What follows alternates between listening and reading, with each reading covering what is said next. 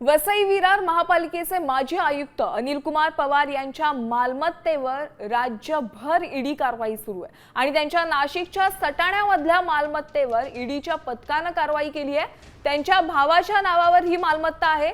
सटाणा तालुक्यातील विविध ठिकाणी तसंच नाशिकमधल्या अनिल कुमार पवार आणि त्यांच्या कुटुंबियांच्या नावावर शेतजमीन, फार्म हाऊस तसंच प्लॉट असल्याची माहिती आहे। दरम्यान ईडीच्या हाती काय लागलंय हे मात्र अद्याप समजू शकलं नाही।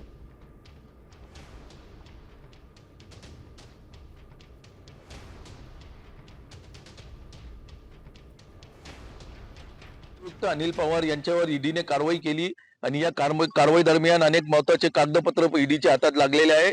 त्याच अनुषंगाने ईडीचा पथक काल नाशिकमध्ये दाखल झालेला होता। आपण बघू शकतोय का नाशिकच्या पांडवलेणी या परिसरात पांडवलेण्याच्या पायथ्याशी असलेल्या निसर्गरम्य ठिकाणी त्यांचा 413 स्क्वेअर फुटाचा प्लॉट आहे। 400 चौरस मीटरचा एक प्लॉट आहे आणि या प्लॉटची काल ईडीच्या पथकाकडून पाहणी करण्यात आलेली आहे। तसेच नाशिक जिल्ह्यातील सटाण्यामध्ये देखील अनिल पवार यांच्या मालमत्तेची चौकशी ईडी कडून करण्यात आलेली आहे। तब्रेज शेख, साम टीव्ही न्यूज, नाशिक।